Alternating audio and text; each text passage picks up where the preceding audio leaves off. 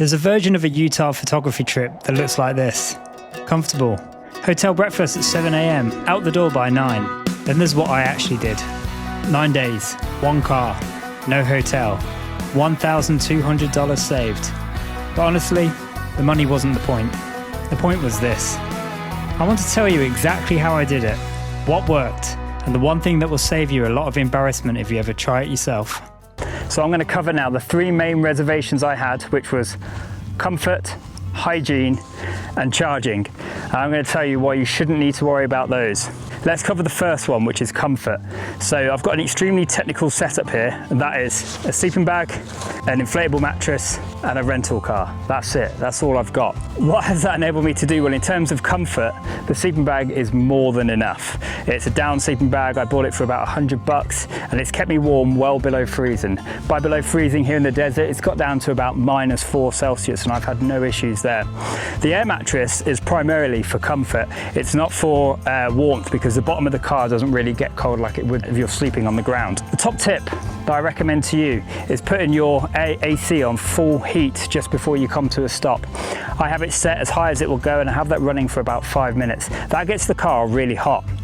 I usually come to a stop about 10 p.m, having done that, and the car is still warm at 1, 2 a.m. Sleeping well means waking up at 4 a.m. when you need to.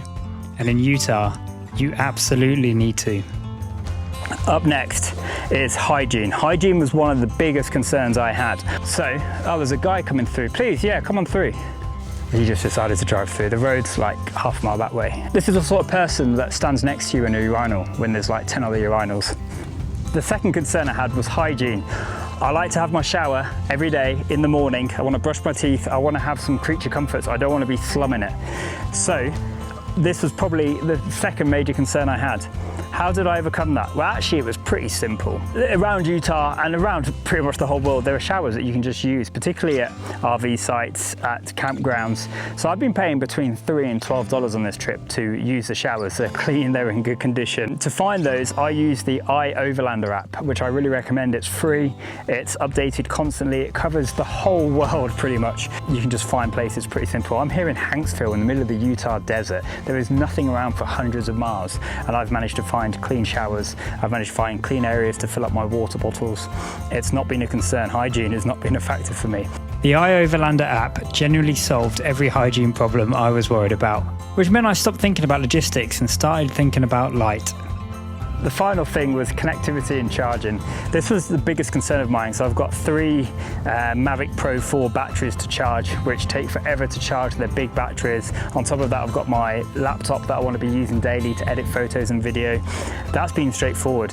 I went on Amazon and purchased a inverter. They cost, I think I paid about $25, and it turns the cigarette lighter into a 100-watt output. So I can charge my laptop, I can charge my batteries, everything's fine as long as the engine's running. 3 Mavic 4 Pro batteries fully charged every night from a $25 inverter. That's 3 full flights per day. I didn't miss a single shot because of a dead battery. On a trip like this, that matters more than it sounds. What other benefits has this brought me? Well, I think the biggest one is not being tied and anchored to a hotel.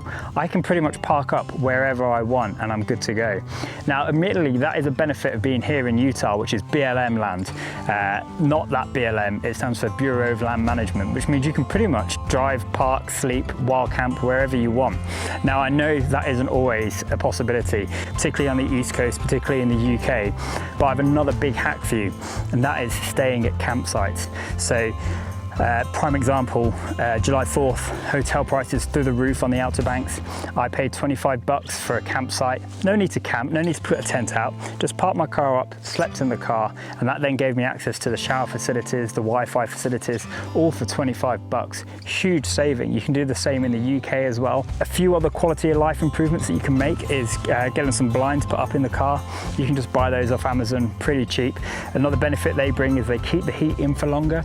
The windows you lose a lot of heat through the windows, so that just provides a bit more thermal protection. Top tips, if you're out traveling and you want to do this, make sure you get a rental that has a fully opening boot like this. You don't want a small little trunk, like a saloon style.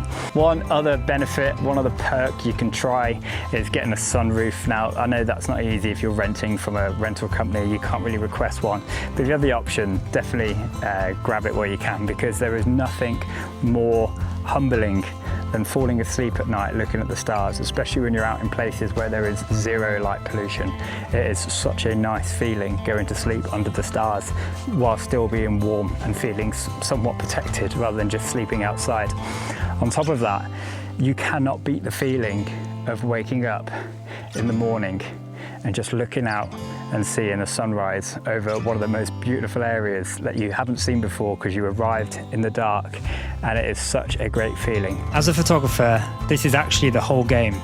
The light doesn't care about your checkout time. Sleeping in the car means you go where the shot is, not where the nearest Marriott is.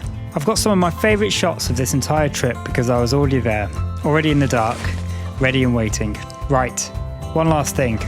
This has nothing to do with photography, but it will save you a lot of embarrassment. If you're gonna remember anything from this video, if you're gonna try this, remember this. When you lock your car at night, make sure you lock it from the driver's side door using the button. Don't use the key fob. By using the key fob, you've activated the alarm, and when you roll over at night, you're gonna set off the car alarm, waking yourself up, waking anyone up that's around you. Don't ask me how I know that. That's a top tip, lock the door from the driver's side. If you enjoyed this video, why don't you check out some other ones from around Utah or around the US. There's billions of videos you could be watching on YouTube, and you've just spent the last 5 minutes listening to me talk about camping in a car. I appreciate that. If you enjoyed it, please hit subscribe. Thanks very much. See ya.